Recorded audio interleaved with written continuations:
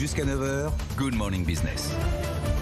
À 7h21, nous recevons Laurent Falconieri, directeur général en effet de la compagnie du SAV. On a tous besoin, on va tous avoir besoin d'un réparateur pour notre électroménager. La compagnie du SAV et la faculté des métiers lancent un cursus du coup pour former des techniciens de réparation parce qu'il va y avoir d'énormes besoins. Conséquence directe, Laurent Falconieri, de l'entrée en vigueur de la loi climat et résilience progressivement en France.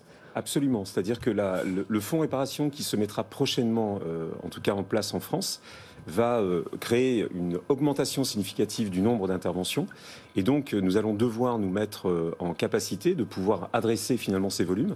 Et donc, c'est pour ça que j'ai lancé une initiative d'une formation qualifiante d'un an, ce qui est quelque chose d'unique, en tout cas en France. C'est beaucoup, hein. Et nous allons le faire avec la faculté des métiers d'Evry, qui est le plus grand CFA d'Essonne.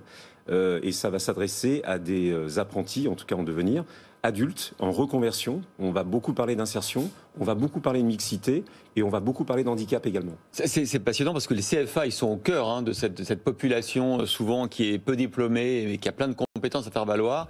Un CFA donc dans l'Essonne, avec le MEDEF d'ailleurs local, l'ADEME.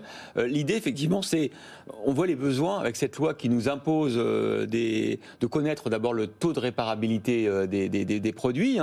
Et puis la prise de conscience générale, on a tous envie quand on a un appareil qui tombe en panne, on n'a plus envie de le jeter à la poubelle maintenant. Et ça c'est génial parce que la prise de conscience elle est là. Alors, d'une part, il y a la prise de conscience et l'attachement au produit, parce que changer un appareil, c'est un peu complexe.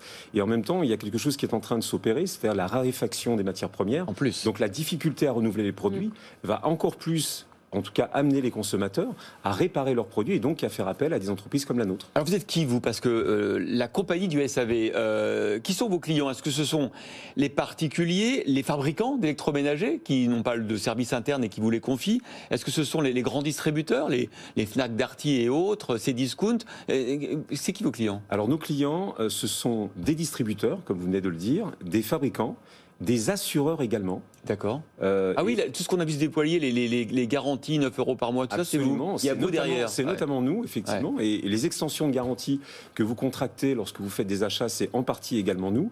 Mais nous travaillons aussi pour nos propres consommateurs en direct, lorsqu'ils sortent du domaine de la garantie. Et c'est là où nous intervenons effectivement en direct. Là, combien il y a de réparateurs actuellement et quels vont être les besoins dans les 5 prochaines années, par exemple? Alors, à la compagnie du SAV, sur le marché, à la compagnie du SAV, c'est 150 réparateurs. Aujourd'hui, le marché français est en souffrance et manque environ de 2000 réparateurs.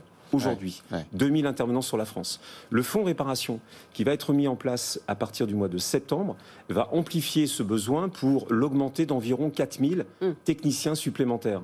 Donc autrement dit, aujourd'hui, la raréfaction et le besoin qui se fait déjà sentir sera encore plus importante demain. Mais du coup, avec cette pénurie, ce manque de réparateurs, est-ce que ça n'entraîne pas les prix à la hausse et comment faire en sorte que réparer son appareil, au-delà de la dimension éco-responsable, ça soit intéressant? Parce que il y a une époque, vous vous rappelez, c'était beaucoup plus intéressant d'acheter un nouveau lave-vaisselle que de le faire réparer. Oui. Alors, le fonds réparation va avoir ceci, en tout cas, d'intéressant. Le fonds réparation, c'est une initiative gouvernementale, c'est quoi? Alors, c'est une disposition gouvernementale qui va obliger les éco-organismes à créer un fonds de façon à inciter les consommateurs à réparer les produits. Donc, c'est une incitation vertueuse. Et par contre, derrière, effectivement, pour inciter les consommateurs, en tout cas, à réparer les produits, il va falloir les amener, en tout cas, à avoir un réseau de réparateurs qui soit labellisé, éthique, responsable, engagé. Et pas cher. Alors, la question du prix est une vraie question. Oui. Le juste prix. Pourquoi? Parce que si les réparations sont le moins cher possible et que les produits sont les moins chers possibles, à la fin, la filière de la réparation ne pourra pas investir et recruter. Donc, il y a une dichotomie entre le besoin de la baisse des prix qui est demandée par tous et ce que subissent aujourd'hui les entreprises comme les nôtres. Ne serait-ce que le fuel, par exemple, l'augmentation du fuel pèse directement sur les comptes de résultats des entreprises. Quoi qu'il en soit aujourd'hui, il faut absolument redonner un spot et donc de la visibilité sur ce métier, de l'attractivité, et les questions de rentabilité doivent être adressées.